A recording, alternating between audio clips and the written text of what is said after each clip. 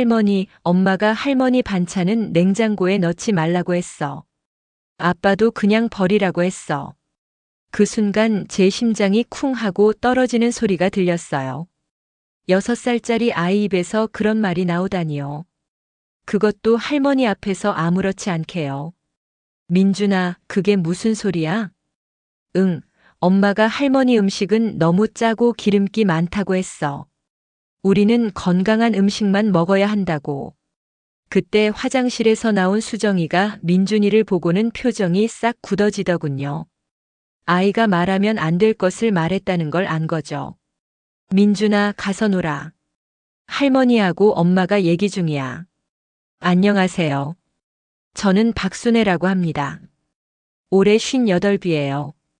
제 인생에서 가장 치욕스러운 순간을 여러분께 털어놓으려고 해요.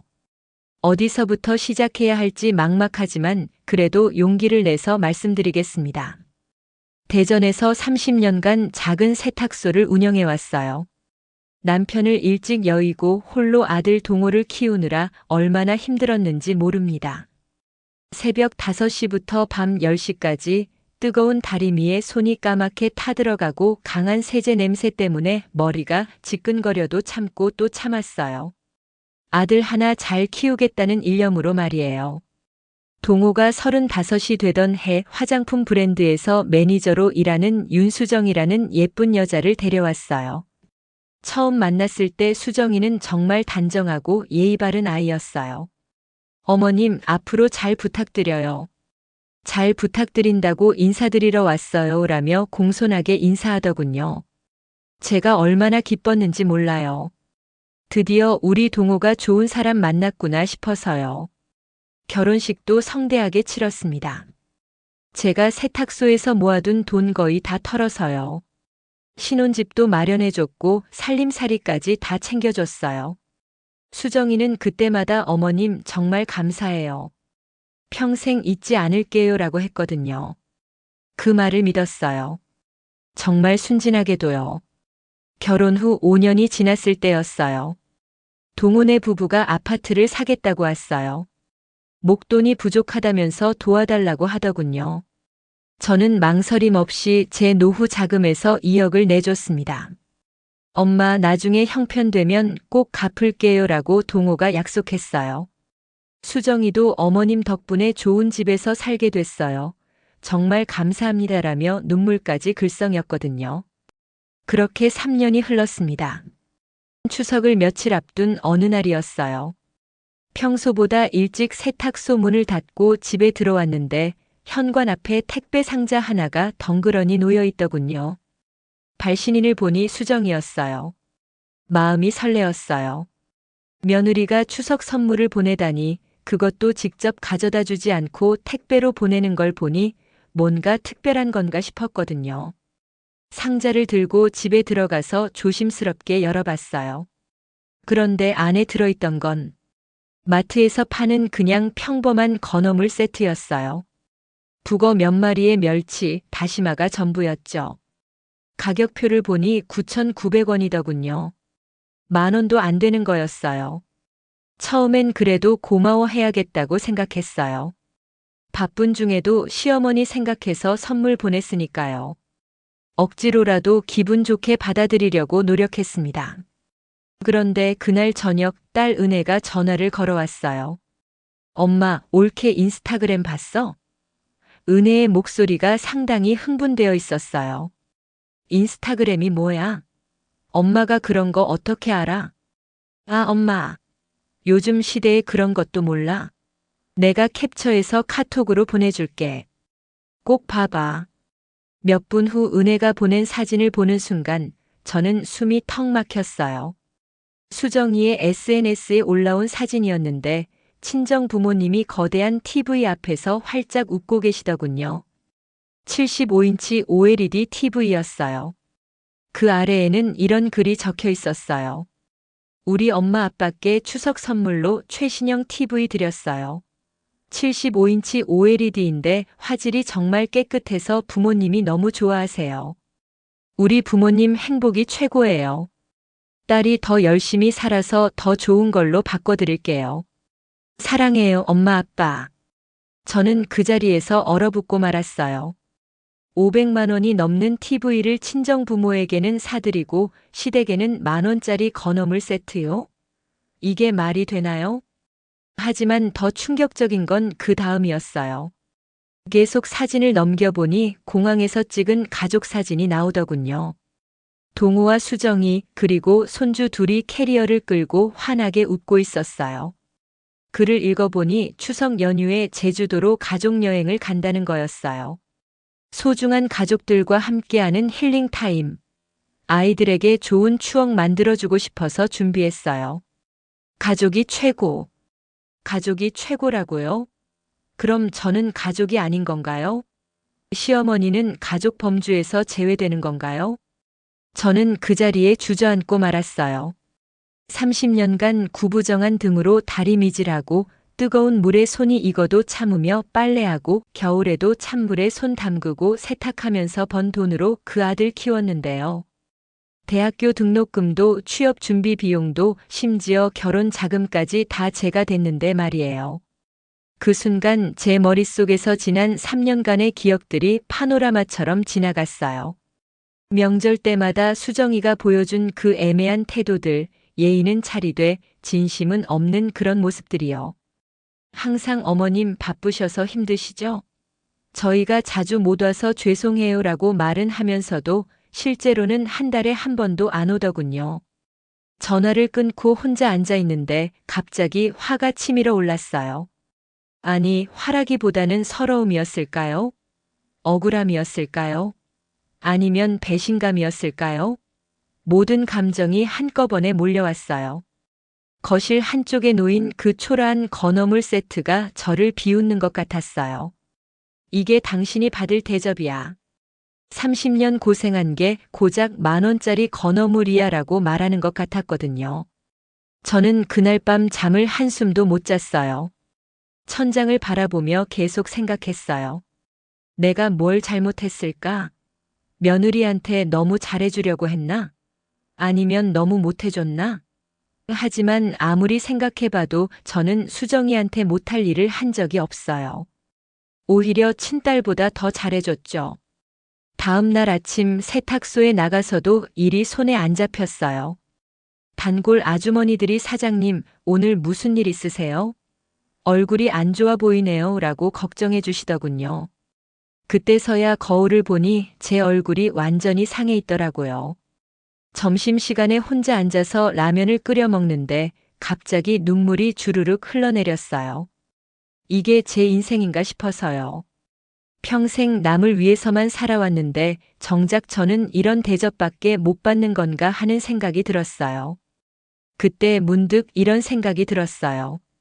이대로 계속 당하고만 살 수는 없다. 더 이상 호구가 될 순 없어. 하지만 그때까지만 해도 제가 앞으로 어떤 선택을 하게 될지는 몰랐어요.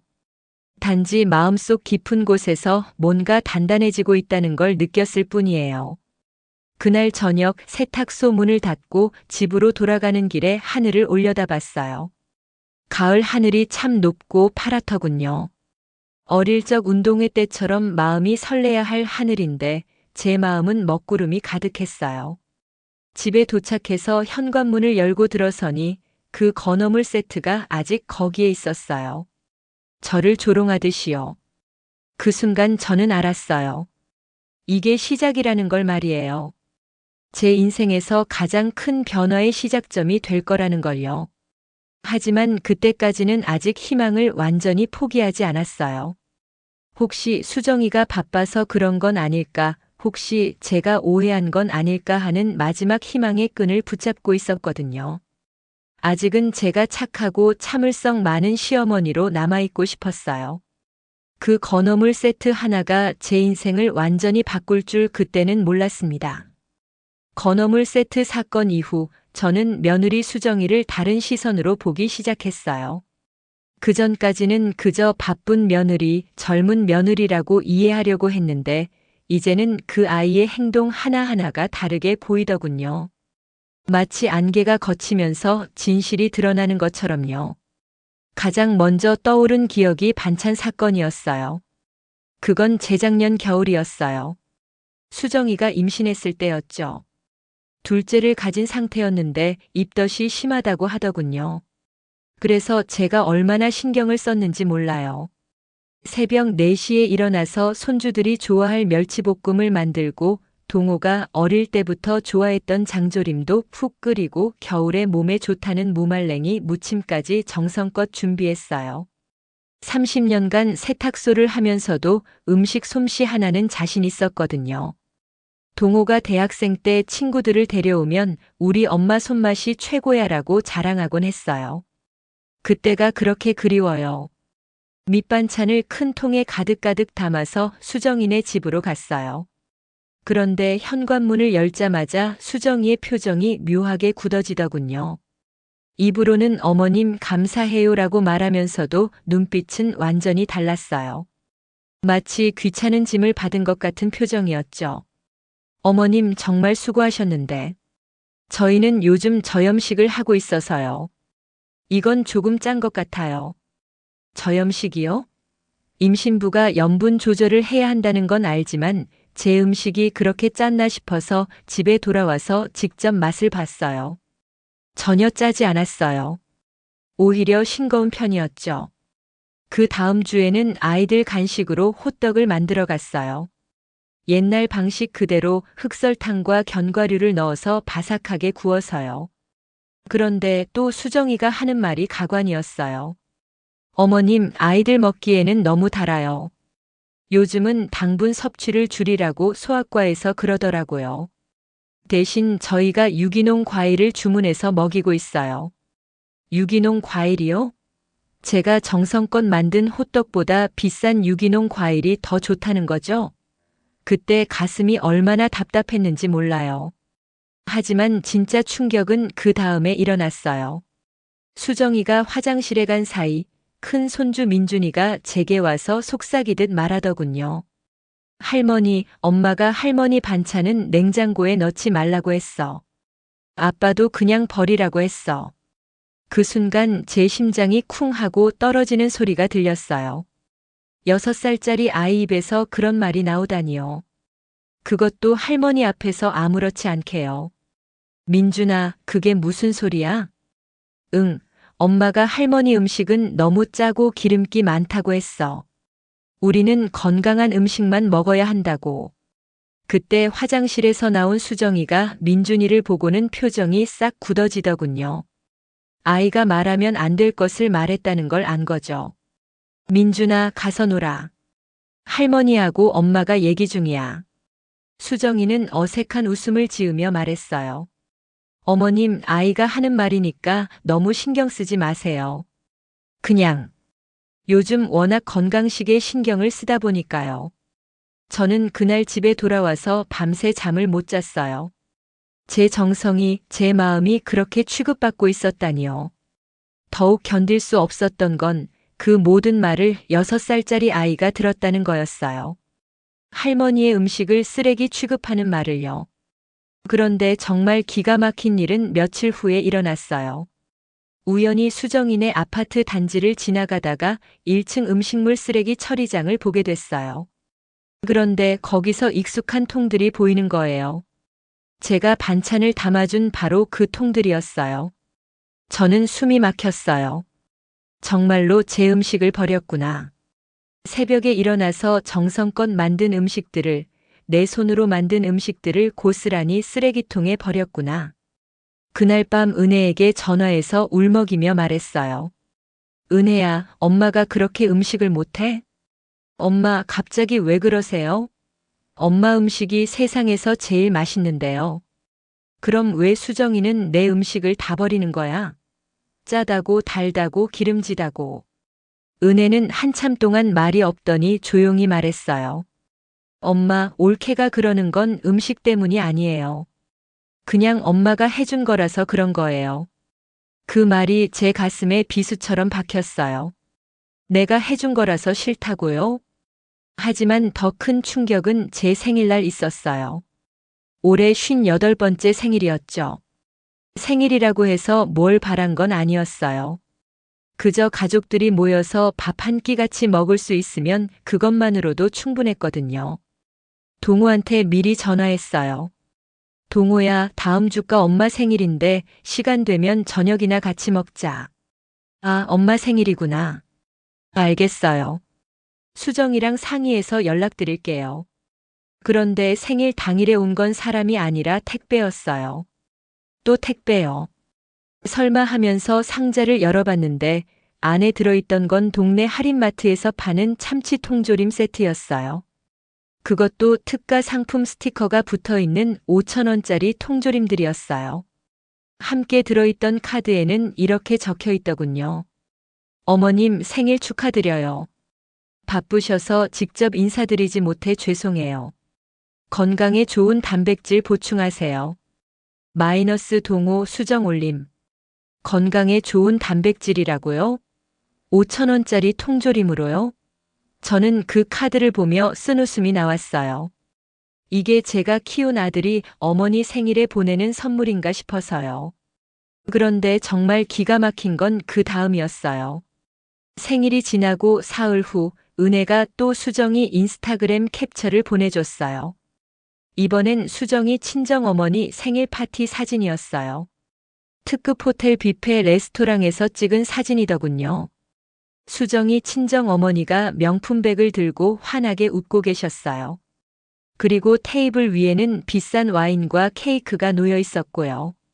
게시글에는 이렇게 적혀 있었어요. 사랑하는 우리 엄마 생신 파티. 평생 저를 위해 희생하신 엄마께 조금이나마 보답하고 싶어서 준비했어요. 엄마는 명품이 정말 잘 어울리세요.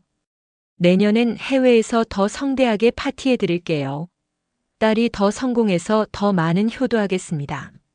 엄마 사랑해요. 저는 그 사진을 보면서 정말 기가 막혔어요. 같은 어머니인데 이런 차이가 날 수 있나요? 친정 어머니에게는 100만 원짜리 명품백과 특급 호텔 파티를, 시어머니에게는 5,000원짜리 통조림이요? 그날 밤 잠자리에 들면서 계산해 봤어요. 수정이가 친정 어머니 생일에 쓴 돈이 최소 200만 원은 넘을 것 같더라고요. 호텔 뷔페만 해도 인당 15만 원인데 가족들이 다 갔으니까요. 거기에 명품백까지 더하면요. 400배 차이였어요. 제가 받은 대우와 친정 어머니가 받은 대우의 차이가요. 그런데 더 가슴 아픈 건 어버이날이었어요. 올해 어버이날에는 정말 기대를 안 했어요. 어차피 또 택배로 뭔가 대충 보내겠거니 했죠. 그런데 이번에는 사람이 왔어요. 동호와 수정이가 손주들과 함께 왔더라고요. 오랜만에 가족이 다 모인 거라 제가 얼마나 기뻤는지 몰라요. 어머님, 어버이날 축하드려요. 수정이가 작은 꽃다발을 내밀었어요. 그런데 그게 좋아였어요. 진짜 꽃이 아니라 가짜 꽃이었어요. 그것도 5,000원이라는 가격표가 아직 붙어 있더군요. 아마 급하게 사느라 가격표 떼는 것도 깜빡한 것 같았어요. 어머님, 조화로 사드렸어요. 이게 더 오래 가잖아요. 경제적이고 실용적이죠. 경제적이고 실용적이라고요? 5,000원이 경제적이어서 조화를 사온 거라고요? 그 순간 제 마음이 얼어붙었어요. 그런데 진짜 충격적인 건 그 다음 주였어요. 또다시 은혜가 캡처 사진을 보여줬어요. 수정이가 친정 어머니께 어버이날 선물로 드린 건 100만 원짜리 스마트워치였어요. 그것도 최신형으로요. 우리 엄마께 건강관리용 스마트워치 선물. 심박수도 재고 운동량도 체크할 수 있어서 엄마 건강에 도움이 될 것 같아요. 기술 익히기 어려우실까봐 걱정했는데 금세 적응하셨네요. 역시 우리 엄마는 똑똑해요. 100만 원대 5,000원. 50배 차이였어요. 게다가 진짜 꽃 대신 조화라니요. 저는 그때 정말 서러워서 혼자 울었어요. 30년간 아들 하나 키우느라 제 청춘을 다 바쳤는데 이게 제가 받을 대우인가 싶어서요. 그런데 가장 치욕적이었던 건 며칠 전 일이었어요. 수정이가 친구들하고 만나는 자리에서 제 얘기를 한 모양이에요. 은혜가 그 내용을 어떻게 알고 저한테 전해줬거든요. 엄마, 올케가 친구들한테 뭐라고 했는지 알아요? 뭐라고 했는데? 시어머니가 맨날 반찬 갖다 주는데 너무 짜고 기름져서 못 먹겠다고 그냥 버린다고. 그리고 생일이나 기념일 때마다 뭔가 해달라고 은근히 압박한다고. 진짜 성가시다고 했대요. 은근히 압박한다고요? 제가 언제 뭘 해달라고 했나요? 오히려 저는 항상 괜찮다, 바쁘니까 신경 쓰지 말아라고만 했는데요. 그런데 그게 압박으로 느껴진다는 거예요? 그리고 성가시다고요? 25년간 아들 키워준 시어머니가 성가시다고요? 저는 그 말을 듣고 정말 충격받았어요. 며느리가 저를 그런 시선으로 보고 있었다니요. 제가 뭔가 부담스럽고 귀찮은 존재라고 생각하고 있었다니요. 그날 밤 잠자리에서 지난 몇 년을 돌이켜봤어요. 수정이의 모든 행동이 새롭게 보이더군요. 억지로 짜낸 듯한 미소, 형식적인 인사말, 그리고 항상 바쁘다는 핑계로 빨리 자리를 뜨려는 모습들이요. 아, 그래. 이 아이는 처음부터 저를 진심으로 받아들인 적이 없었구나. 그저 동호의 어머니니까 어쩔 수 없이 예의상 대하는 정도였구나. 그런데 정작 친정 부모님께는 진짜 딸의 마음으로 대하고 있었던 거고요. 그게 정상이에요. 당연한 거죠. 하지만 그렇다면 저에게라도 최소한의 예의는 지켜야 하는 거 아닌가요? 5,000원짜리 통조림과 조화가 최소한의 예의인가요? 제 정성을 쓰레기통에 버리는 게 예의인가요? 저는 그날 밤 결심했어요. 더 이상은 이런 모욕을 당하고만 살 수는 없다고. 하지만 아직까지는 아들 동호에 대한 마지막 희망을 버리지 못했어요.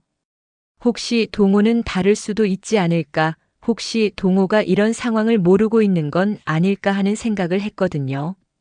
그 마지막 희망이 얼마나 어리석은 것이었는지 저는 곧 뼈저리게 깨닫게 되었습니다. 그것도 제가 상상할 수 없을 정도로 잔혹한 방식으로요. 사건의 발단은 딸 은혜가 발견한 수정이의 단톡방 대화였어요. 은혜가 수정이와 같은 회사 동료들과 친분이 있다 보니 우연히 그 대화를 보게 된 거였어요. 엄마, 지금 당장 와봐요. 정말 중요한 얘기가 있어요. 은혜의 목소리가 평소와 달리 떨리고 있었어요.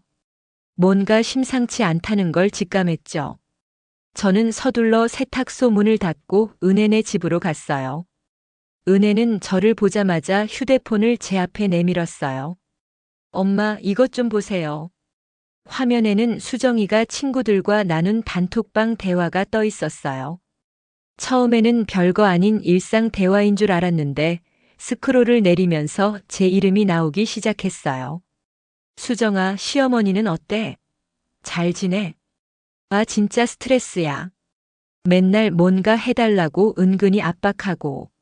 시어머니들이 다 그렇지. 우리 시어머니도 그래. 근데 우리 시어머니는 정말 심각해. 맨날 반찬 갖다 주는데 너무 짜고 기름져서 못 먹겠어. 그냥 버리는데도 계속 가져와. 헐, 그럼 솔직히 말하지 그래? 어떻게 말해? 그러면 또 서운하다고 징징댈 텐데. 진짜 성가셔 죽겠다. 시어머니 징징은 정말 답 없지. 맞아. 나이 드니까 더 심해진 것 같아. 예전엔 그래도 좀 자제했는데 요즘엔 진짜. 생일이다 어버이날이다 할 때마다 뭔가 기대하는 눈빛으로 쳐다보고. 부담스러워 죽겠어. 그래도 남편은 뭐라고 안 해? 동호? 걔는 엄마 편이야. 내가 조금만 불만 표시해도 우리 엄마 이해해달라고 그러고. 정말 마마보이라니까. 저는 그 대화를 보면서 숨이 막혔어요. 징징댄다고요? 성가시다고요? 제가 언제 뭘 해달라고 압박했나요? 그리고 제가 서운함을 표현하는 것조차 징징거린다고 생각하고 있었다니요. 하지만 더 충격적인 건 그 다음이었어요. 아, 그리고 너희들 이거 보면 웃을걸? 지난번에 시어머니가 추석 선물로 뭘 받았는지 알아? 뭐? 건어물 세트 10,000원짜리. 헐. 근데 우리 엄마한테는 75인치 TV 사드렸어. 500만 원짜리. 와. 차이 무엇? 당연하지. 친정엄마랑 시어머니랑 같을 수 없어. 시어머니는 그냥 형식상 챙기는 거야. 맞아, 맞아. 우리도 그래. 친정엄마가 진짜고 시어머니는 그냥 의무지. 동우 엄마는 그것도 모르나 봐. 진짜 고맙다고 좋아하더라. 제가 그 건어물 세트를 받고 고마워했던 모습까지 조롱거리가 되고 있었어요. 저는 그 순간 정말 죽고 싶었어요. 제 순수한 마음이, 며느리에게 고마워하는 마음이 그렇게 비웃음거리가 되고 있었다니요. 은혜가 제 어깨를 붙잡으며 말했어요. 엄마 괜찮아요? 얼굴이 너무 하얘졌어요. 저는 한참 동안 말을 할 수가 없었어요. 그냥 멍하니 화면을 바라볼 뿐이었죠. 은혜가 스크롤을 더 내렸어요. 아, 그리고 시어머니가 어제 또 반찬 가져왔는데 아이들이 안 먹는다고 하니까 표정이 얼마나 서운하던지. 그래서 어떻게 했어? 뭐 어떻게 해? 받아서 바로 버렸지. 아이들 건강에 안 좋잖아. 시어머니 반찬은 다 그래. 너무 자극적이야. 맞아. 그리고 자꾸 예전 방식으로 하려고 해. 요즘 시대에 안 맞아. 시어머니들 특징이야. 본인들이 젊을 때 하던 방식만 고집하고. 진짜 답답해. 그래서 요즘엔 연락도 자주 안 받아. 또 뭔 소리 할지 뻔하거든. 저는 그 대화들을 보면서 제 인생 전체가 부정당하는 기분이었어요. 30년간 제가 해온 모든 것들이, 제 정성이, 제 사랑이 그저 시대에 뒤떨어진 구식이고 자극적이며 건강에 해로운 것으로 취급받고 있었어요. 엄마, 이제 그만 보세요. 너무 상처받지 마세요. 은혜가 휴대폰을 빼앗으려 했지만 저는 계속 봐야겠다고 생각했어요. 진실을 끝까지 확인해야겠다고 말이에요. 그런데 정말 견딜 수 없는 대화가 그 다음에 나왔어요. 그런데 시어머니가 돈은 많이 가지고 있지? 응, 세탁소 30년 했으니까 꽤 있을걸. 집도 있고. 나중에 상속받으면 좋겠네. 그렇긴 한데. 신우가 있어서 반반 나눠야 할 것 같아. 아, 그럼 아쉽다. 아들이 다 받으면 좋을 텐데. 그러게. 근데 뭐 어쩌겠어. 시어머니가 살아계시는 동안은 적당히 잘해줘야지. 맞아. 나중을 위해서라도. 진짜 징징대는 것만 참으면 되니까. 몇 년 더 참자. 적당히 잘해줘야 한다고요? 나중을 위해서라도요? 제 재산을 노리고 있었던 거예요. 그러면서 저를 성가시다고 징징댄다고 뒤에서 조롱하고 있었던 거고요. 저는 그 순간 정말 토할 것 같았어요. 지금까지 수정이가 보여준 모든 친절과 예의가 다 가식이었다는 걸 깨달았거든요. 전부 제 재산을 바라보고 한 연기였던 거예요. 은혜가 제 등을 토닥여주며 말했어요. 엄마 진정하세요. 이제 올케의 정체를 확실히 알았으니까 대비책을 세워야죠. 하지만 저는 아직 아들 동호에 대한 희망을 완전히 포기할 수 없었어요. 혹시 동호는 수정이의 이런 모습을 모르고 있는 건 아닐까, 혹시 알면 저를 감싸줄 거 아닐까 하는 생각을 했거든요. 그래서 용기를 내어 동호에게 전화를 걸었어요. 며느리가 없는 시간을 골라서요. 여보세요, 동호야? 네, 엄마. 무슨 일이세요? 엄마가 할 얘기가 좀 있어서. 시간 괜찮니? 네, 괜찮아요. 뭔데요?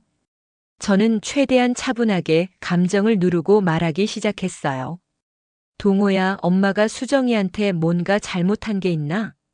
갑자기 왜 그러세요? 무슨 일 있어요? 아니야. 그냥 수정이가 요즘 엄마를 좀 피하는 것 같아서. 반찬 갖다 줘도 별로 좋아하지 않고 연락도 잘 안 받고.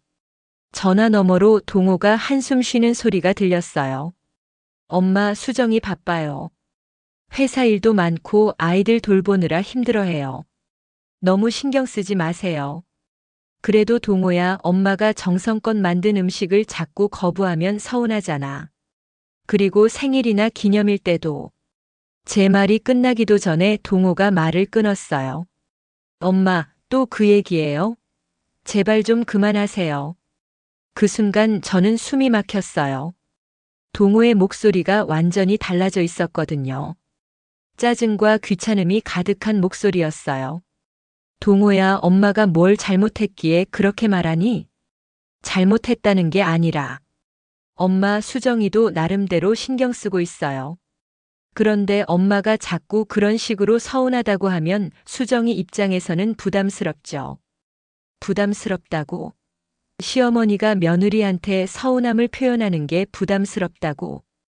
그게 아니라 엄마 수정이도 자기 나름의 방식이 있는 거예요. 엄마 방식하고는 다르지만요. 저는 그때 깨달았어요. 동호도 이미 수정이 편이라는 걸요. 제 서운함을 이해하려고 하지 않고 오히려 제가 문제라고 생각하고 있다는 걸요. 동호야, 그럼 엄마가 어떻게 해야 하니? 수정이가 엄마 음식을 다 버리는 것도 참고 생일 선물로 5,000원짜리 통조림 받는 것도 참고 어버이날에 조화받는 것도 참으라는 거야? 엄마, 왜 그렇게 극단적으로 말씀하세요? 수정이가 언제 엄마를 무시했어요? 나름대로 챙겨드리려고 노력하고 있는데. 노력한다고? 동호야, 너 수정이가 친정 부모님께는 어떻게 하는지 알아? 그 순간 전화 너머가 조용해졌어요. 동호가 뭔가 눈치챈 것 같았어요. 엄마, 그런 비교는 하지 마세요. 친정이랑 시댁이랑은 달라요. 다르다고? 뭐가 다르니? 똑같은 부모인데 뭐가 달라? 엄마, 제발 좀 이해해 주세요. 수정이 입장도 생각해 보세요. 저는 그 말을 듣고 정말 화가 났어요. 수정이 입장은 생각하라고 하면서 엄마 입장은 생각하지 않는 아들이라니요. 동호야, 엄마 입장은 생각 안 하니? 30년간 너 키우느라 얼마나 고생했는데. 그때 동호가 한 말이 제 가슴에 대못을 박았어요. 엄마, 그만 좀 해요. 나이 드시니까 욕심만 더 늘었네요. 매번 그런 식으로 과거 얘기 들먹이면서 책임 전가 하지 마세요. 책임 전가라고요? 제가 아들을 죄책감으로 조종한다는 얘기인가요? 그리고 수정이한테 미안하니까 앞으로 그런 소리 하지 마세요. 수정이도 나름대로 노력하고 있는데 엄마가 자꾸 그러면 우리 집안 분위기만 나빠져요. 그 순간 제 머릿속이 하얘졌어요. 나이 드니까 욕심만 늘었다고요? 수정이한테 미안하다고요? 동호야, 너 지금 뭐라고 한 거야? 엄마, 제발 좀 현실을 받아들이세요. 요즘 며느리들은 다 그래요. 예전 시어머니들처럼 참고 살라고 강요할 수 없어요. 그럼 엄마는 참고 살라는 거야? 내가 받는 모욕은 다 참으라는 거고. 모욕이라니요. 엄마가 너무 예민하게 받아들이는 거예요. 수정이가 언제 엄마를 모욕했어요? 저는 그 순간 모든 걸 포기했어요. 수정이의 단톡방 대화를 다 말해줄까 했지만 그럴 필요도 없다는 걸 깨달았어요. 동호는 이미 완전히 수정이 편이었고 제가 무슨 말을 해도 소용없을 거라는 걸 알았거든요. 동호야, 마지막으로 하나만 묻는다. 너한테 엄마는 뭐니? 갑자기 왜 그런 말씀을? 당연히 소중한 어머니시죠. 그럼 왜 수정이 편만 들어? 편을 든다는 게 아니라 엄마, 좀 더 이해심을 가져주셨으면 해요. 수정이도 며느리 역할 하느라 힘든 거 알잖아요. 며느리 역할이 힘들다고요? 그럼 제가 30년간 홀어머니 역할 한 건 힘들지 않았을까요? 저는 더 이상 할 말이 없었어요. 제 평생을 바쳐 키운 아들이 저를 이렇게 생각하고 있다니요.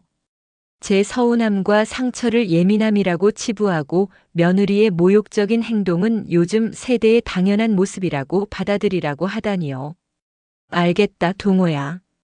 엄마가 이해심이 부족했나 보구나. 엄마, 그런 뜻이 아니라. 아니야, 알겠어. 앞으로는 수정이한테 부담 주지 않을게. 엄마도 이제 나이 들어서 헛것이 많이 보이나 보다. 엄마, 왜 그렇게 삐치세요? 저는 더 이상 듣고 싶지 않아서 전화를 끊어버렸어요. 그리고 그 자리에서 무너져 내렸어요. 평생 쌓아올린 모든 것이 한순간에 무너지는 기분이었어요. 아들에 대한 사랑도 신뢰도 희망도 모든 게 산산조각 났어요. 저는 그날 밤 잠을 한숨도 못 잤어요. 동호의 말들이 계속 머릿속에서 맴돌았거든요. 나이 드니까 욕심만 늘었다. 수정이한테 미안하다. 현실을 받아들이라. 제가 그렇게 욕심 많은 시어머니였나요? 제가 그렇게 현실 감각 없는 사람이었나요? 며느리에게 최소한의 예의를 바라는 것도 욕심인가요? 다음 날 아침 저는 거울을 보며 스스로에게 물었어요. 박순애, 이제 어떻게 할 거야? 거울 속에 제가 대답하는 것 같았어요. 이제 더 이상 착한 어머니, 참는 시어머니로 살 필요 없어. 내가 받은 모욕의 대가를 치르게 해줘야 해. 그 순간부터 저는 완전히 달라졌습니다. 더 이상 상처받고 우는 약한 여자가 아니라 복수를 계획하는 차가운 여자가 된 거예요. 30년간 참았던 모든 것의 대가를 받아내겠다고, 제 인생의 마지막은 제가 주인이 되어 살겠다고 결심한 순간이었습니다. 동호와의 통화가 끝난 후 저는 완전히 다른 사람이 되어버렸어요. 30년간 쌓아올린 모든 모정이 한순간에 증발해버렸거든요. 그 자리에는 차가운 분노와 냉혹한 계산만이 남아있었어요. 다음 날 아침 저는 딸 은혜에게 전화를 걸었어요. 제 목소리는 어제와 완전히 달랐어요. 떨림도 서러움도 없는 차가운 목소리였죠. 은혜야, 엄마야. 엄마, 어떻게 됐어요? 어제 오빠한테 전화했다고 했는데. 응, 했어. 그리고 이제 확실해졌어. 내 오빠는 이미 엄마 아들이 아니야. 은혜가 놀란 듯 말했어요. 엄마, 무슨 일이? 자세한 얘기는 만나서 하자. 지금 당장 와줄 수 있어? 엄마가 중요한 결정을 내려야겠어. 1시간 후 은혜가 집에 왔을 때 저는 이미 마음의 정리를 끝낸 상태였어요. 은혜에게 어제 동호와의 통화 내용을 상세히 들려줬어요. 은혜의 얼굴은 점점 경직되어 갔어요. 엄마한테 그렇게 말했다고요? 나이 드니까 욕심만 늘었다고. 그래. 그리고 수정이한테 미안하다고, 앞으로 그런 소리 하지 말라고 했어. 은혜가 주먹을 꽉 쥐더군요. 미쳤네, 진짜. 엄마를 뭘로 보는 거야? 30년간 키워준 은혜는 개나 줘버린 거네. 은혜야, 이제 엄마 마음 알겠지? 더 이상 참고 살 수는 없어. 제대로 된 대가를 치르게 해줘야겠어. 은혜가 제 손을 꽉 잡으며 말했어요. 엄마, 제가 도와드릴게요. 저 인간들이 어떤 대가를 치르게 될지 똑똑히 보여줘야 해요. 바로 그날 오후 은혜는 자신의 대학 동기인 변호사 김상훈 씨를 데려왔어요. 30대 초반의 차분하고 신뢰감 있는 모습의 변호사였어요. 어머님, 은혜 얘기 들었습니다. 정말 화가 나네요. 이런 경우에 어떻게 대응할 수 있는지 설명드리겠습니다. 김 변호사는 서류 가방에서 몇 장의 문서를 꺼내 테이블 위에 펼쳐놓았어요. 먼저 5년 전 아드님께 주신 2억 원 건부터 얘기해 보겠습니다. 당시 어떤 방식으로 전달하셨나요? 은행 계좌로 이체했어요. 동호가 아파트 계약금이 부족하다고 해서요. 그때 차용증을 쓰셨나요? 아니요. 가족인데 무슨 차용증을. 그냥 나중에 형편되면 갚으라고 했어요. 김 변호사가 고개를 끄덕였어요. 다행히 은행 이체 기록이 있으니 증거는 충분합니다. 법적으로 보면 이는 증여가 아닌 대여금으로 볼 수 있어요. 특히 갚으라는 말씀을 하셨다면 더욱 그렇죠. 그럼 정말 돌려받을 수 있나요? 물론입니다. 현재까지의 법정이자를 계산하면. 김 변호사가 계산기를 두드렸어요. 원금 2억에 5년간 법정이자 5%를 적용하면 약 3천만 원입니다. 총 2억 3천만 원이 되겠네요. 저는 그 숫자를 듣고 속이 시원했어요. 2억 3천만 원이라니. 수정이가 친정 부모님께 몇 년간 쓴 돈보다도 훨씬 많은 금액이었어요. 하지만 그것만으로는 부족해요. 제가 단호하게 말했어요. 저는 앞으로 저 사람들이 제 재산에 눈독들이지 못하게 하고 싶어요. 완전히 차단하고 싶다고요. 김 변호사가 미소를 지으며 두 번째 서류를 꺼냈어요. 그럼 이걸 보시죠. 상속포 기각서입니다. 상속포 기각서요? 네. 아드님이 이 각서에 서명하고 인감 도장을 찍으면 앞으로 어머님의 재산에 대해서는 어떤 권리도 주장할 수 없게 됩니다. 유류분 청구권도 완전히 포기하는 거죠. 그런데 동호가 그런 걸 써줄까요? 은혜가 입을 열었어요. 엄마, 거기서 우리가 협상카드를 쓰는 거예요. 대여금 2억 3천만 원을 다 내놓으라고 하면 저들이 어떻게 하겠어요?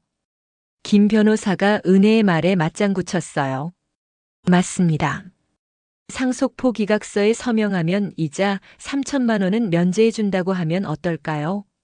2억 3천만 원 내놓거나 아니면 2억만 내고 상속포 기각서에 서명하거나 둘 중 하나를 선택하라고 하는 거죠. 저는 그 계획을 듣고 소름이 돋았어요. 정말 완벽한 복수였거든요.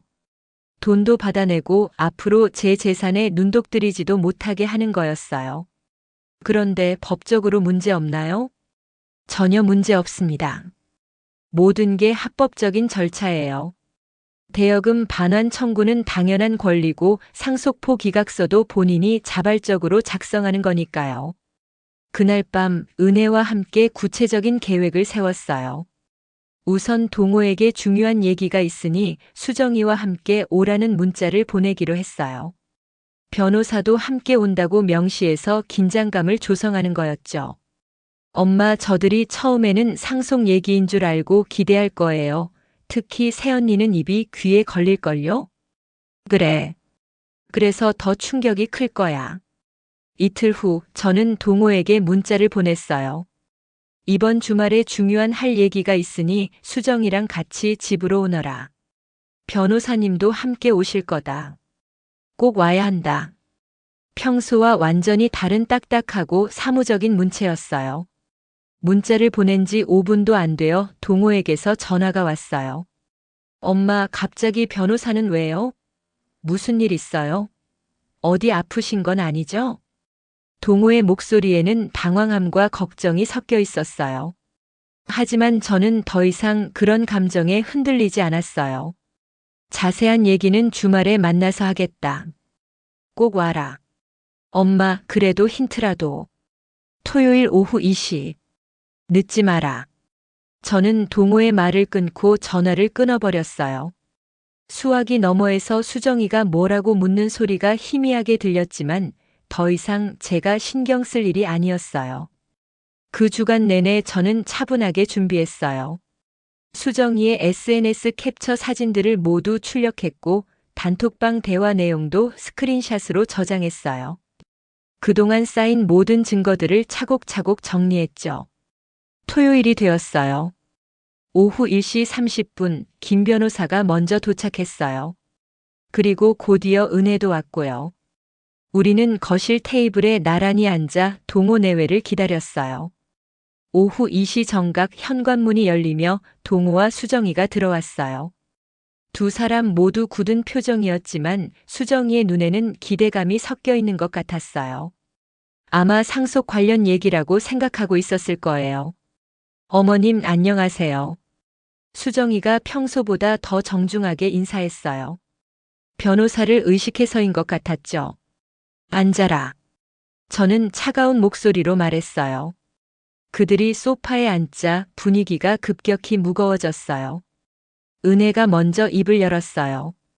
오빠, 새언니 오늘 여기 온 이유가 뭔지 궁금하죠? 응. 엄마가 중요한 얘기가 있다고 해서. 동호가 조심스럽게 대답했어요. 맞아요. 정말 중요한 얘기예요. 은혜가 테이블 위로 수정이의 SNS 캡처 사진들을 펼쳐놓기 시작했어요. 건어물 세트와 75인치 TV 사진, 통조림과 명품백 사진, 조화와 스마트워치 사진들이 차례로 나타났어요.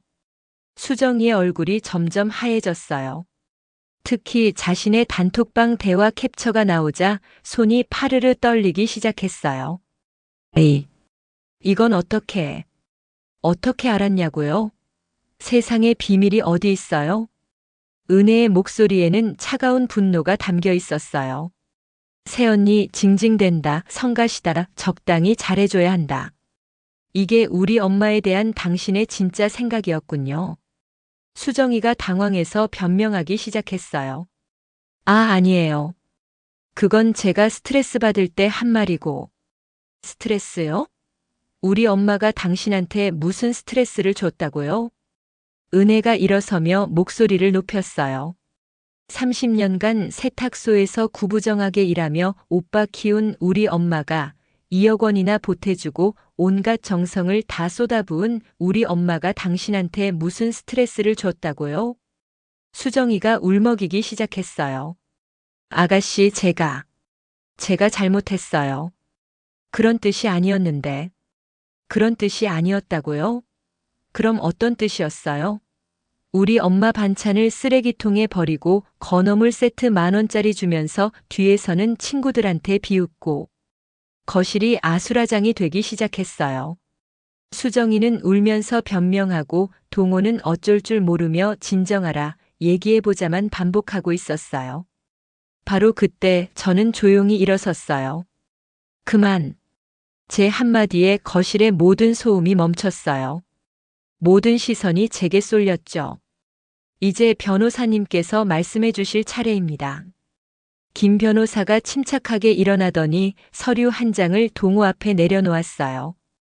박동호 씨, 5년 전 어머님께 빌린 2억 원에 대한 대여금 반환 청구서입니다. 법정이자를 포함해서 총 2억 3천만 원을 일주일 내에 변제하시기 바랍니다. 동호의 얼굴이 하얗게 질렸어요. 엄마, 이게 무슨... 그때 내가 뭐라고 했더냐? 나중에 갚는다고 했지? 이제 갚을 때가 됐다. 수정이가 비명을 지르듯 소리쳤어요. 어머님, 그건 그냥 보태주신 돈이잖아요. 어떻게 이러실 수가 있어요? 저는 수정이를 차갑게 쳐다봤어요. 내가 그냥 주는 돈은 내 딸한테나 주는 거다. 내가 언제 너희한테 공짜로 2억을 준다고 했더냐? 김 변호사가 두 번째 서류를 내밀었어요. 그리고 이것은 상속포 기각서입니다. 박동호 씨가 어머님의 모든 재산에 대한 상속권을 포기한다는 내용이에요. 상속포 기각서라니. 동호가 멍하니 중얼거렸어요.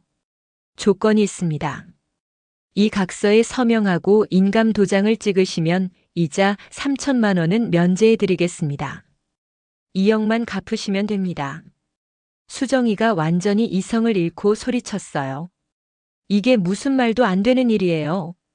동호는 아들인데 어떻게 상속을 포기해요? 저는 자리에서 일어나 수정이 앞에 섰어요. 아들이라고? 내가 너희한테 당한 모욕을 생각하면 아들 자격도 없어. 그리고 동호를 향해 돌아섰어요. 동호야, 내가 나한테 뭐라고 했는지 기억나니? 나이 드니까 욕심만 늘었다고 수정이한테 미안하다고 했지? 동호가 고개를 떨구었어요. 엄마, 내가 선택해라. 2억 3천만 원 다 갚거나 아니면 2억만 갚고 상속포 기각서에 도장 찍거나. 딱 이틀 생각할 시간 줄게. 그날 수정이와 동호는 울며 불며 애원했지만 저는 한치도 물러서지 않았어요. 30년간 받은 모욕의 대가치고는 오히려 부족하다고 생각했거든요. 이틀 후 그들은 결국 상속포 기각서에 도장을 찍었어요. 수정이는 분노로 부들부들 떨면서 동호는 모든 것을 체념한 듯한 눈으로 말이에요. 도장이 찍히는 순간 저는 진정한 해방감을 느꼈어요. 이제 더 이상 그들에게 휘둘리지 않아도 되는 거였으니까요. 복수는 이제 시작에 불과했습니다. 동호와 수정이가 상속포 기각서에 도장을 찍고 집을 나간 후 저는 마침내 진정한 평화를 느꼈어요.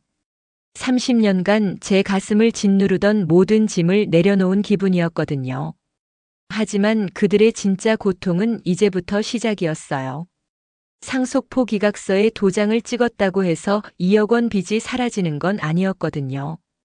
일주일 내에 2억 원을 마련해야 한다는 현실이 그들 앞에 버티고 있었어요. 은혜가 며칠 후 소식을 전해줬어요. 엄마, 새언니가 친정에 가서 난리 났다고 해요. 그래? 뭐라고 하던?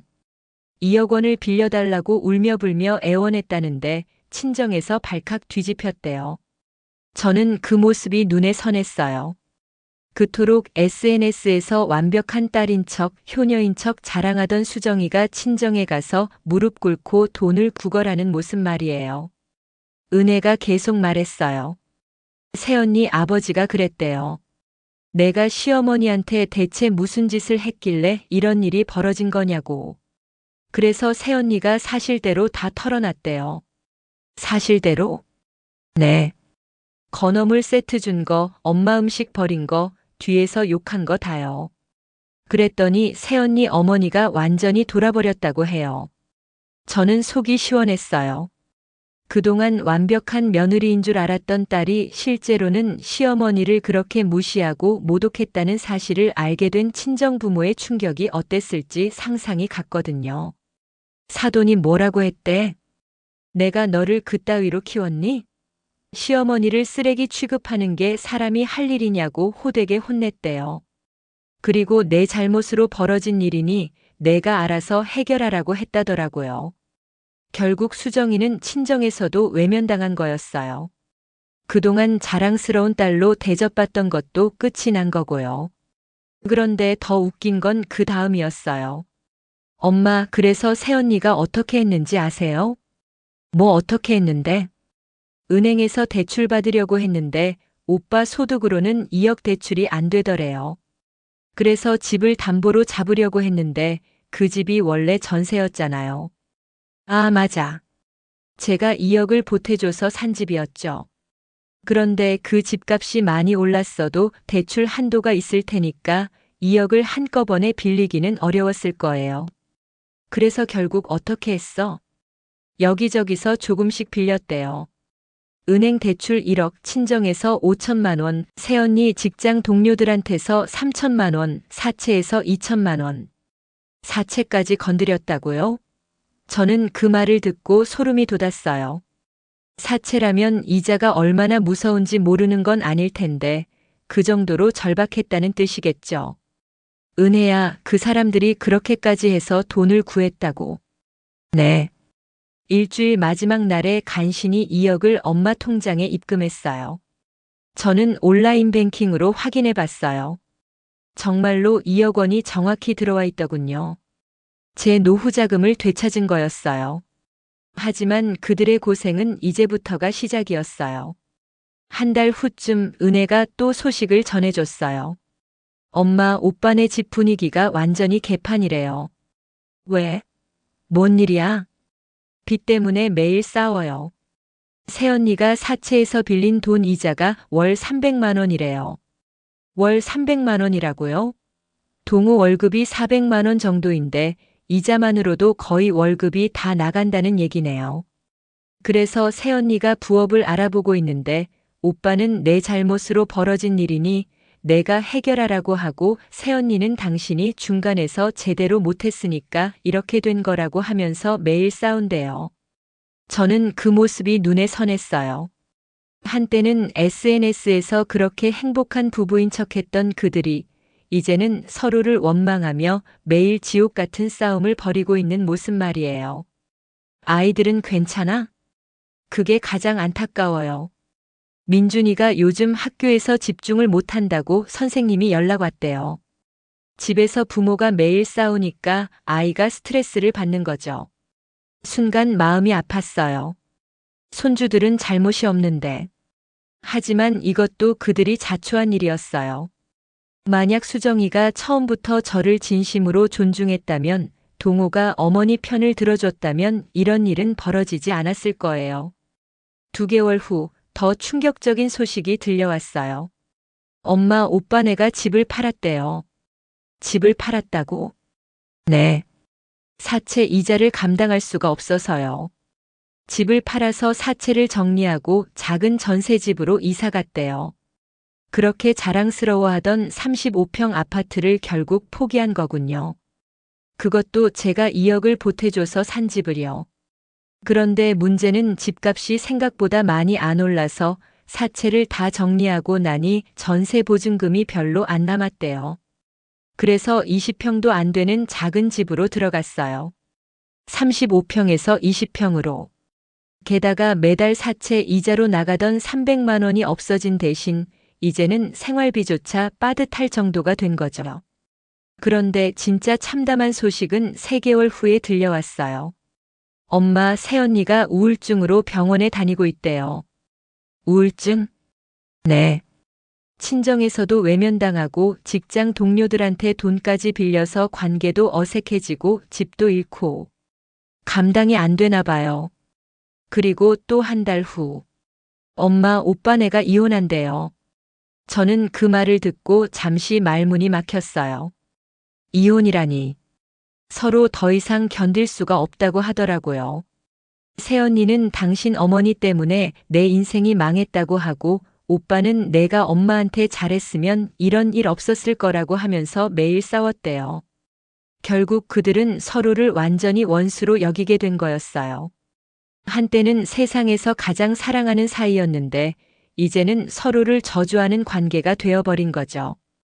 아이들 양육권은 어떻게 됐어? 새언니가 가져갔어요. 오빠 혼자서는 아이들 키우기 힘들다고 하더라고요. 그렇게 동호는 안 해도 아이들도 집도 모든 걸 다 잃었어요. 현재는 친구 집에 얹혀 살고 있다고 하더군요. 그런데 정말 아이러니한 건 모든 걸 잃고 나서야 동호가 저에게 연락을 해온 거였어요. 제가 그 소식들을 듣고 있던 어느 날 저녁이었어요. 저는 딸 은혜와 함께 오랫동안 꿈꿔왔던 호주 여행 계획을 세우고 있었어요. 모든 재산을 은혜에게 증여하는 절차도 마쳤고 이제 진짜 자유로운 몸이 된 거였거든요. 그때 휴대폰이 울렸어요. 모르는 번호였어요. 여보세요? 엄마. 저 동호예요. 목소리가 완전히 달라져 있었어요. 자신감 넘치던 예전 목소리는 온데간데 없고 완전히 초라하고 절망적인 목소리였어요. 동호라고? 누구 동호? 일부러 차갑게 물었어요. 엄마. 저 정말 잘못했어요. 수정이랑 이혼했어요. 집도 잃었고 아이들도 못 보게 됐어요. 그래서? 엄마. 저 좀 만나주세요. 제발요. 다시 한 번만, 정말 마지막으로 한 번만 기회를 주세요. 저는 그 말을 듣고 웃음이 나왔어요. 지금 와서 기회를 달라고요? 모든 걸 잃고 나서야 어머니 생각이 난다고요? 동호야, 내가 나한테 뭐라고 했는지 기억나니? 엄마. 나이 드니까 욕심만 늘었다고 했지? 수정이한테 미안하다고 했고. 그런 내가 지금 와서 엄마 찾는 거야? 엄마 정말 죄송해요. 제가 정말 바보였어요. 수정이 말만 듣고 엄마 마음을 전혀 몰랐어요. 이제 와서 깨달았다고. 너무 늦었어. 엄마. 제발요. 저 정말 갈 곳이 없어요. 친구 집에 얹혀 살고 있는데 그것도 이제 한계예요.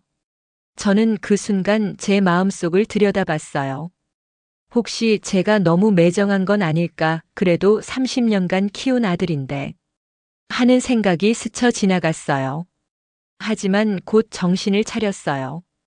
저를 그렇게 모독하고 상처 주고 무시했던 그들에게 다시 기회를 준다면 저는 평생 바보로 살아가는 거였어요. 동호야.